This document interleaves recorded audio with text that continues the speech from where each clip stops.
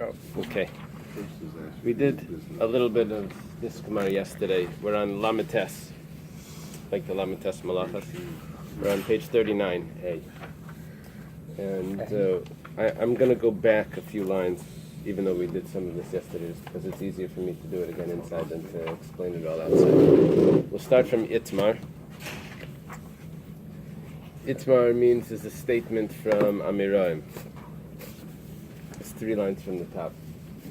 It says, "Hasheichet asabehima." If someone slaughters an animal, lizrik dama la'avedas kichavim, and his intention is, while he's slaughtering it, that he's going to sprinkle blood for an idol. Ulahakte chalba la'avedas kichavim. He's going to burn the fat for an idol. So there's a machlekes here between Rabbi Yochanan and Reish Lakish. These are on the top line of our sheet, second line in the Amiroi Eretz Yisrael. Rabbi Yochanan and Reish Lakish. We're going to have them twice now. Rabbi Yochanan and Reb Shimon ben Lakish. They're brothers-in-law. Rabbi Yochanan holds that in this case it's psula. He wasn't shechting a korban. He was shechting to eat. But he has intention for idolatry, to sprinkle the blood. Now, he's not intending the shechita for idolatry. He's intending something else that he's going to do later for idolatry. So, Rabbi Yochanan says that's invalid, and Reb Shimon ben Lakish mutar. Reb Shimon ben Lakish says that's mutar. Now, what's the explanation for this machlekes? The Gemara explains. Rabbi Yochanan amar psula. Rabbi Yochanan says that it's invalid because mechashven me'aveda la'aveda. You can have thoughts by the shechita of what you're going to do by the sprinkling of the blood that will invalidate it. See, he didn't do anything wrong. He shechted perfectly fine. While he was shechting, he had thoughts that later I'm going to do something wrong. But the shechita was fine. Then the Beis Hamikdash, you have special halacha. So very good. So Rabbi Yochanan says that because in the Beis Hamikdash, this would be a problem. Why? Because in the rules of pigul, in the rules of if I slaughter an animal and I have intention to do something out of its allotted time, in the rules of pigul, this is a problem. Because I shecht an animal now, and I have intention that I'm going to sprinkle the blood, not today, but tomorrow, that's pigul. So my intention is not about the shechita. My intention is about the sprinkling of the blood. If he was thinking about Avodah Zarah, if it would be invalidated, it would be not because of pigul. No, but now we're dealing with an Avodah Zarah thought. Mm-hmm. But in the Beis Hamikdash, such a thought regarding pigul would invalidate the sacrifice. Even though I'm not thinking, the way pigul works is that you're not thinking about the shechita. You're thinking about doing something else out of the time. Right. So that's the way pigul works. So Rabbi Yochanan holds, Yalfinan chutz mipnim. I learn outside the temple, where thoughts outside the temple could invalidate a regular animal if it's thoughts of idolatry, from thoughts in the temple, which are thoughts of pigul. Just like in the temple, thoughts of pigul are, you think while you're performing one service about when you're going to do another service. So too, outside the temple, thoughts of Avodah Zarah while you're doing one service, how you're going to perform something else in a idolatrous way, that will invalidate the sacrifice. Even if you do the idolatry sprinkling on time. Right. Here we're not discuss. Yeah, correct. The comparison here is one service to another service. That's the comparison. But it's invalid just because it's chutz. Yeah, but here he's not doing a korban b'chutz. Here he's shechting an animal to eat. Chullin. And it's a regular animal to eat. He just has a thought of idolatry which could invalidate a sacrifice. Is there any similarity? A sefer who writes a sefer Torah intended to be used for Avodah Zarah, like it's used for Yashka, you're supposed to destroy the Torah. It could be, but here the comparison would be if you would be writing one letter, thinking that he's going to write another letter for some other reason, which he didn't do. Would that already invalidate just the fact that he thought about something else? That would be the comparison, because he didn't do anything wrong. He just thought that he's going to do something else wrong, but at this service he did correct. So Rabbi Yochanan says, Yalfinan chutz mipnim. Yalef means we learn out. It comes from the word aleph. Aleph means to teach. Right? Aleph chachma, I will teach you wisdom. So Yalfina means we derive the laws outside the temple from the laws inside the temple. Reish Lakish Amar. Reish Lakish, that's, I think it was originally an acronym. Reish would be Reb Shimon. But I don't know, we call him Reish Lakish. I'm not sure. Reish Lakish says, Reish Lakish Amar Muteres, that this animal is permissible to eat because Ein Mechashrin Me'aveda La'aveda. You can't have thoughts from while you're doing the slaughtering about what you're going to do by the sprinkling of the blood, which there's no reason to sprinkle blood unless he wants to sprinkle blood for an idol. But the slaughtering was done correctly. So the thoughts that what you're going to do later doesn't invalidate the slaughtering. And we don't learn the way this would work in the temple to the way it works outside the temple. Then the Gemara says, "Va'azdul etamai." This is where we were up to yesterday, and they follow their reasoning, their logic, the itmar, because we have another statement. Shachta l'shma, lizik damash l'shma. If someone shechs a chatas, there's really only two sacrifices where this is possible. You see, normally an animal, a sacrifice that's slaughtered, it needs to be slaughtered for the intent of the sacrifice that's being brought. If it's a shlamim, you're supposed to intend that it's a shlamim. If you intend while you're bringing a shlamim that it's a chatas, the shlamim is a valid shlamim. And the only thing is that the person donated a shlamim and he didn't keep his pledge. He would have to bring another one to keep his pledge. Or by an Eily, the same thing. The exception to this is a chatas. That a chatas that's brought for the wrong sacrifice is not valid at all. It's not that it's valid, you just have to bring another one. It's not valid at all. You have to take it out of the temple and burn it outside. If he has the wrong intent, the wrong sacrifice in mind. The same would be a korban Pesach on Erev Pesach. Pesach bismana and chatas b'chol zman. So here, someone slaughters a sacrifice, lishma. He has the right intent, it's a chatas, and he intends that it's a chatas. But his intent while he's slaughtering it is that lizrik damash lishma. I'm going to sprinkle this blood for a shlamim or something, or for an Eily. He intends to do it different than the chatas. He intends that while he's slaughtering it, he has intent of what he's going to do with the blood. So Rabbi Yochanan Amar Psula. Rabbi Yochanan says this is not valid. It's clear? And Reb Shimon ben Lakish Amar Ksheira. Reb Lakish says that it's valid. Rabbi Yochanan Amar Psula, the Gemara explains the logic. Over here, the Tosfos says that even though, according to Reish Lakish, it's valid, he still has Misa. Oh, back in the first case. Back in the first case. What Reb David's pointing out, that you see, we just switched cases. The first case we were talking about was a idol that we were slaughtering for Avodah Zarah. No, we're not slaughtering for Avodah Zarah. We're slaughtering an animal to sprinkle the blood for Avodah Zarah. Right. Sprinkle the blood for Avodah Zarah. So Reish Lakish says that it's valid. The animal is valid. That doesn't mean that he doesn't get punished for having intent of Avodah Zarah. So he could be punished even though the animal, and he quotes from Tosfos. Okay, now we're not talking about Avodah Zarah. Now we're talking about an animal that's a sacrifice. And you have intent while you're slaughtering it to sprinkle the blood for a different sacrifice. Rabbi Yochanan says it's invalid, and Reish Lakish says it's valid. Rabbi Yochanan says it's invalid, it's psula, because mechashron me'aveda la'aveda. We knew that. You can think about one service, what you're going to do about the other service, and it connects them, and it makes it the whole thing invalid. V'gamrinan mimachshavas pigel, and we can learn from machshavas pigel. You see, in our first case, we discussed this regarding pigel, that one service can invalidate, thoughts of another service can invalidate the service that you're doing. But that's really specifically by pigel. It doesn't say that clearly that every case in the temple is going to be like that.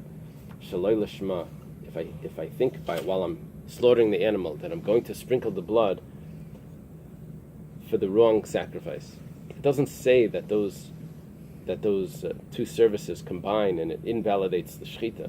It only says that by pigel. If I'm going to sprinkle the blood out of the allotted time, that will invalidate the shechita. Rabbi Yochanan says, doesn't matter. it's in the temple. I learned from that one service invalidates the other service by pigul. I also learn it for shalei lishma. It's the same thing. Rabbi Yochanan, we know, extends it even further. He extends it even to outside the temple. That mechashven me'avoida la'avoida. Shimon ben Lakish amar ksher. Shimon ben Lakish says no, it's kosher. Ein mechashven me'avoida la'avoida. You can't have thoughts from one service to another service. And you can't. We don't learn from pigul. Pigul is the exception. I'm doing a service. I'm slaughtering the animal, and I'm having intention that I'm going to sprinkle the blood out of the time. That invalidates the shechita, even though I didn't do anything wrong yet. I didn't sprinkle the blood out of a lot of time. I only thought while I'm shechting what I'm going to do, and nevertheless that invalidates the shechita. But that's only by pigul. Okay, so we have two machlokes in here between the same people, Rabbi Yochanan and Rish Lakish, and one was about a regular animal that wasn't a carbon. And we were discussing if there were thoughts of idolatrous practice. And the other one was thoughts of a carbon that was shalei lishma. Utricha. And it's nothing to do with Asur Bana? Something that's over the Zohar with Asur Bana? Yeah, there is a discussion here about Asur Bana.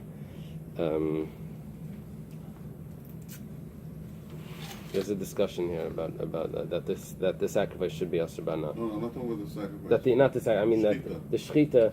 So how does the Rish Lakish say mutter? He says that the thoughts about what you're going to do doesn't affect my shechita. Doesn't affect the shechita. I didn't have to, by the shechita I had thoughts that I'm going to eat the animal. I'm shechting this animal for myself. While I'm doing it, I'm thinking that the blood I'm going to use to sprinkle for an idol. I think I'm going to do a service with the blood, but the shechita itself. That would be according to Rish Lakish. Yeah, in Rish Lakish, that's the chiddush. In Rish Lakish, he's still going to be chayim misi. Yeah, you want to say that it's contradictory. That's this top Tosfos. Okay, fine. Tosfos says that he compares it to someone that bows down to a mountain. Now, you don't make the mountain Asur B'Hana, because anything that's attached to the ground doesn't become Asur B'Hana if you worship it, or else we wouldn't be able to live in Florida. The Indians, I don't know what they did here, Goyim worship the sun, and that's not connected. Right. to Oh the well. ground. Okay. So it would be something like anything in its natural form wouldn't be able to have benefits from. So, but nevertheless, the one that worships it gets killed. So here too, the one that worships it, the one that's offering this, that's slaughtering this animal would be punished. But the animal itself is still permissible. In other words, you have that possibility. Question. Yeah. Not in Shechita, but normally if someone has an intent to do a mitzvah, they already get the credit for doing it, even if they end up not doing it. But Right. if they intend to do an avera, they're not punished until Right. they actually do it. Right. So why can't you ask the question here that the intent itself should not invalidate it unless it actually Does it. happens? Tosfos actually continues. That's excellent. Tosfos actually continues with that discussion that we don't know if he's going to actually do that, right? We don't know if he's going to continue and follow through. So Tosfos gives two possibilities. The fact is that he shechted it already. He shechted it, and while he was shechting it, he had an intent. So that's already part of the problem, and also. The shechita itself.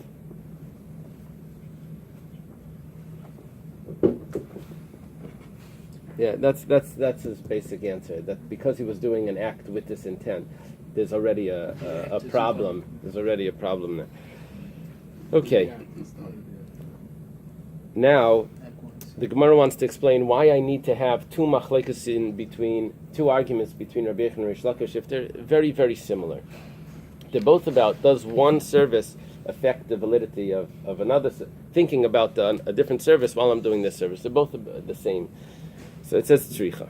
It's necessary to have both.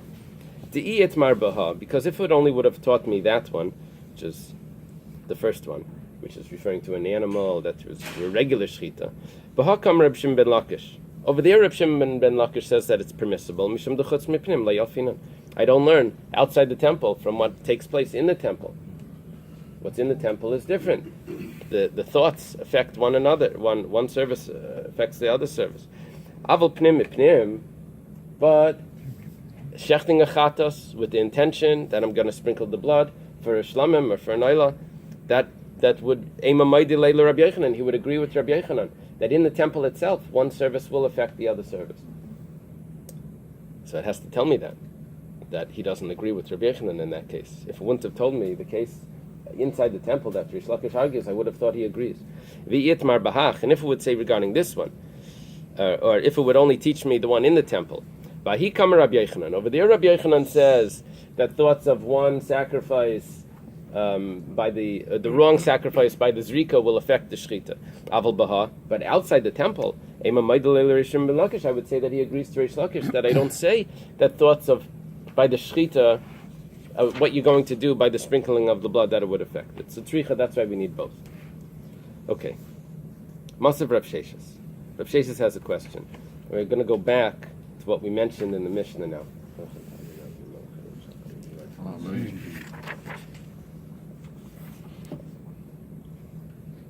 The Mishnah said that someone that shechs for idolatry,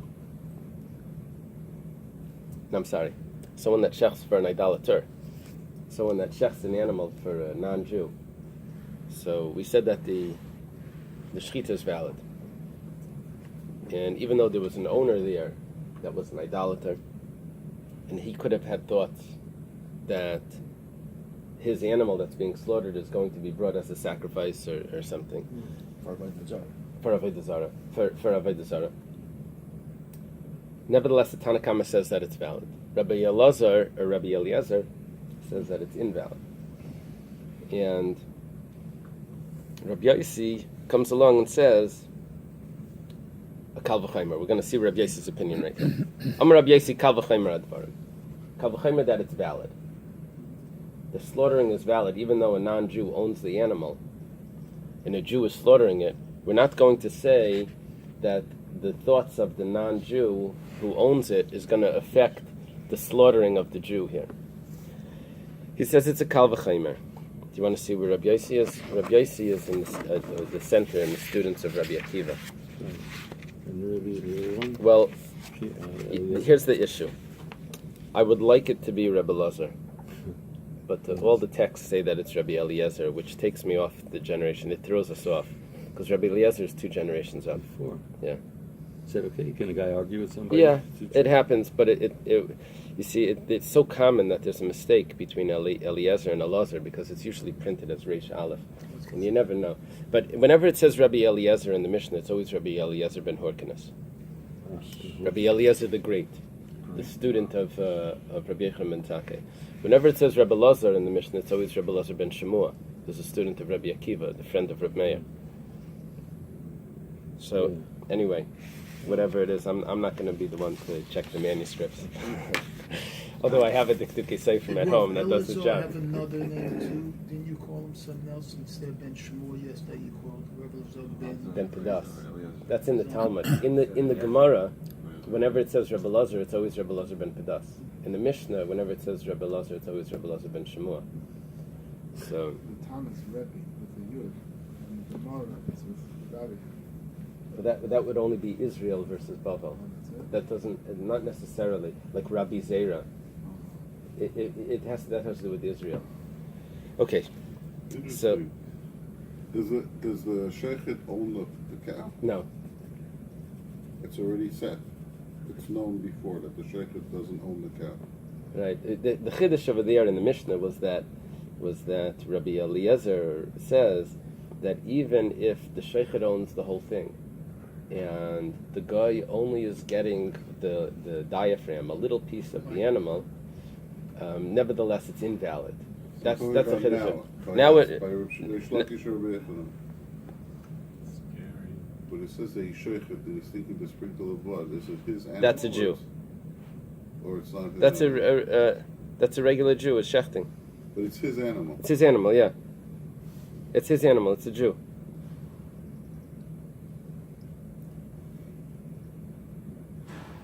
So is a Jew that's shechting in order to use the blood for Yeah. idolatry? Yeah. He was thinking of it. Hopefully, he never did it. Very confused. Hopefully, he never did it. Okay, let's take a look at this. The Mishnah says, Amar Rabbi Yasi, Kal v'chaymer advarim. There's a Kal v'chaymer that it should be permissible to eat the meat of a slaughtering of a non-Jew's animal. Ma b'makam shemachshava peiseles b'mekdashin. Whereas for a place where thought invalidates the slaughtering, which is by sacrifices, thoughts are very important. And nevertheless, ein hakol hoylech al achar ha'oved. Whose thoughts invalidate? Only the one that's performing the service, not the owner. So makim she'ein machshava peiseles, where thoughts don't invalidate, which is bechulin, by mundane animals.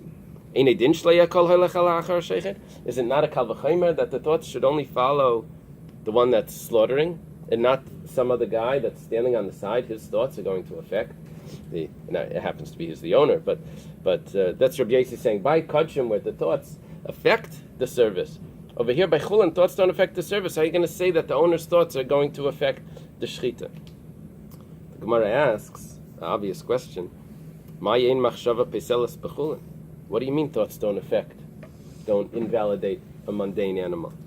Eily medlei pasla klal. If we say that it doesn't invalidate it at all, how do we have slaughtering for an idol? It's all thoughts. So even by mundane animals, we have thoughts that will invalidate the animal. Oh, you could.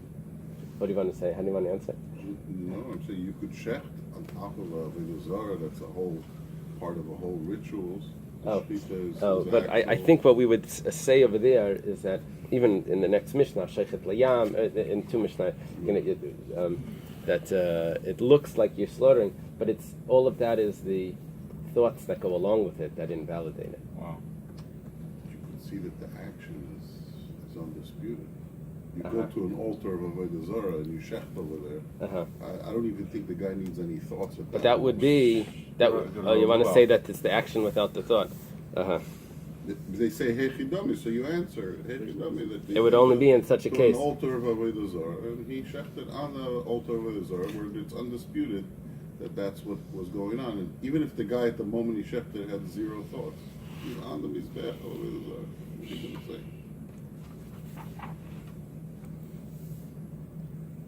Anyhow. Aztec.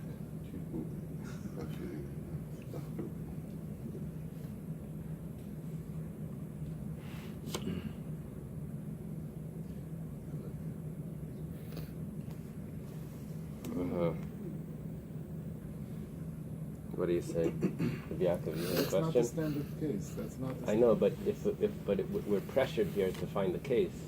We could always say that that's the case. Hey chidami. In other words, the kasha we're going to get is because the only case that we're going to find is going to be a kasha on. Yeah, but still, it's not a standard case. It's normally the person who shechs over his has intention. What is that? That's the standard. What about when I they think- used to do I think- streets on the bumps when you weren't allowed to do that anymore? Right. Those That ones- wasn't You see that? Avodah Zarah. You see that was But those weren't that was a valid. prohibition of location. Yeah, but that was a wasn't Avodah Zarah. Here we're talking about when someone slaughters an animal for an idol. What Reb Chaim is saying is that the location could also be what determines that it's for an idol, and even if he has no thoughts, the location. But I think what the answer needs to be is that even the location is just proving his thoughts, and so it's really the thoughts that are. The location is only proving the thoughts. I think that's how it would explain. It's the thought that counts.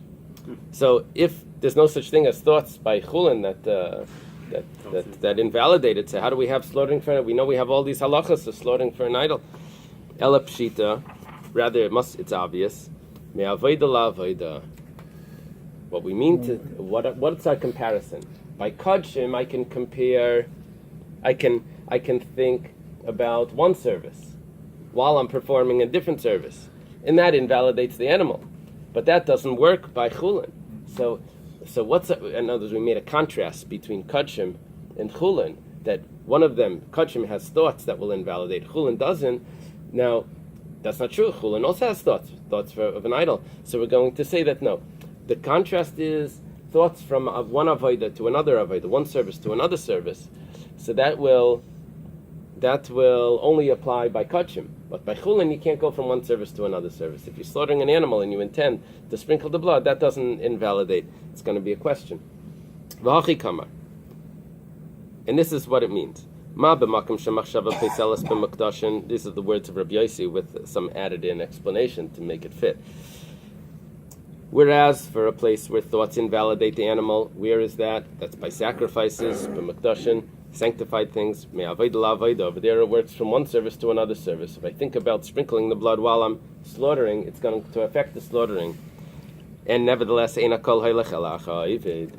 Even over there, the thoughts only follow the one that's performing the service. Makom she'ein machshava peiselas b'chulin, where the thoughts don't invalidate the service by mundane animals. Me'avodah la'avodah, from one service to another service. Ela ba'isa avodah, it needs to be in that service itself. If I'm shechting it, I have to have in mind that the shechita is for avodah zarah, not that I'm going to do something later for avodah zarah.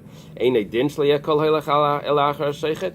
Is it not a kal v'chaymer that we should only follow the one who's actually having these thoughts and not the one that's standing on the side, the owner? So therefore, if someone shechts a non-Jew's animal, for sure, it should only be the thoughts of the sheichet, not the non-Jew that's on the side that's thinking about avodah zarah. Okay, so this is against both of them. So okay, That's right. well, it's obviously against Rabbi Yochanan. Let's see. The Gemara says like this: Pnim kasha l'Reb Shimon ben Lakish. In the temple, there's a problem with this statement, which is the problem is that it didn't actually say pigel. It says by mukdashim, we know that one service will invalidate another service by pigel, but Rish Lakish holds only by pigel. And here we're saying the mukdashim in general that one service will invalidate the other service, the thoughts of the other service. And that's, Rish Lakish doesn't hold of that. And here, from this, the way we just translated Rabbi Yosi, it will invalidate it. And chutz kasha Rabbi Yochanan. And outside the temple is a strong question on Rabbi Yochanan, because here we're saying that thoughts outside the temple don't go from one service to another service. So Bishleim Epnim, the Gemara answers, it works out well if we just talk about in the temple. The Reb Shimon ben Lakish, like Kasha, it's not a question of Reb Shimon ben Lakish. How does he get from Pigel that other services will also be invalid if he thinks about he's slaughtering the animal and he has intention for what the zrika is going to be done, the sprinkling of the blood is going to be done shaloi lishma. Rish Lakish doesn't hold of that. And in the way the wording that we just put in Rabbi Yosi, it will invalidate it. The Gemara answers like Kasha, it's not a problem, because ha-makami d'shami Rabbi Yochanan, ha-labasa d'shami Rabbi Yochanan. Rish Lakish is a student of Rabbi Yochanan. So we said, why did Rish Lakish hold this? Well, it was before he heard what his teacher says. So he heard his teacher say, he changed his mind. Or, another pshat in Rashi, or it's before he heard this Mishnah from Rabbi Yochanan. Rish Lakish, they were this... He heard this Mishnah from Rabbi Yochanan, Rabbi Yosi's Mishnah, right? He heard so that's why he changed his mind. Taisus over here says, "Tema my tiritzu zeshem matar shamish like kaidim shlamad Mishnah." Taisus is like astonished. Like, what kind of teretz is this? You say we have a question on Rish Lakish, and we say that don't worry, it was before he learned it. It's cute. What kind of Right. is that, right? What's the answer to that? He doesn't answer. He says, "Ayin Taisus Menachos." I didn't look that up. Right.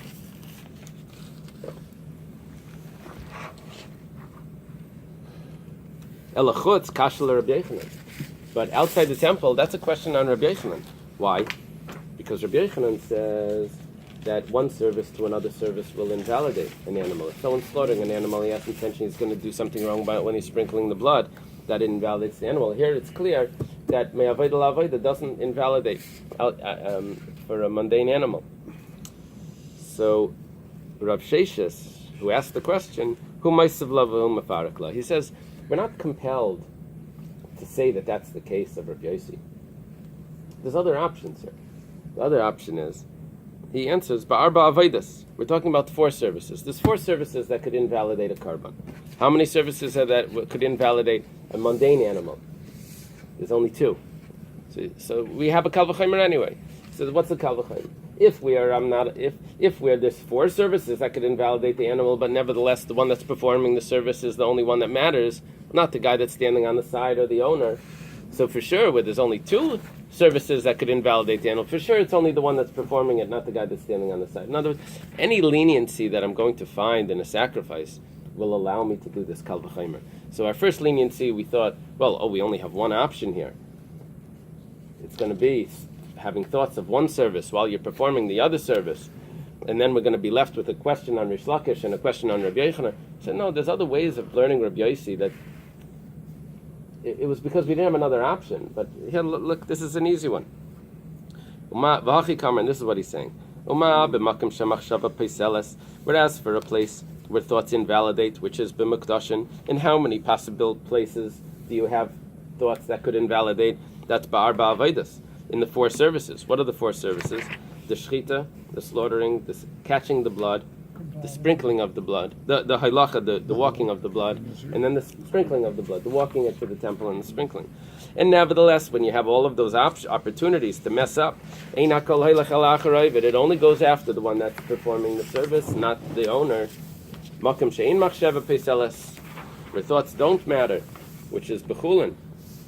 It only matters by two instances, which is by the slaughtering and by the sprinkling of blood, if you're going to do that, if you're going to claim to sprinkle, or if you're going to sprinkle blood.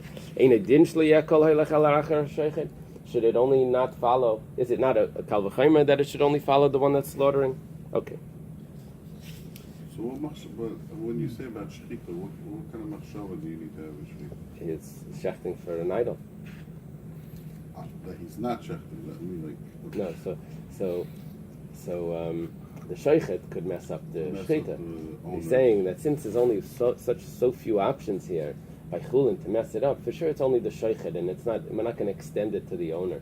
That the owner's thoughts are going to come in and invalidate this. Now, right. I mean, you could say the opposite. Over there, it's four. And so Here therefore, there's only two, so it's not. So then the shepherd shouldn't have any. Since there's no. Why do you go that way? Go the other way. usually we will do, if we find that this is stricter, so we're going to say for sure, This is weaker, by Kodshim it's stricter. right? So for sure it should have those. No, if by Kodshim we're stricter, you don't have those Kachim is halachas. stricter, so you can't learn from Kachim. Opposite, you're going to say by Chulin, you're going to say that only the owner has the shepherd has no say in it. We're saying that if a strong person can't lift up this weight, so for sure a weak person can't lift up the weight. So the Kodshim, if by Kodshim where it's so strict, and never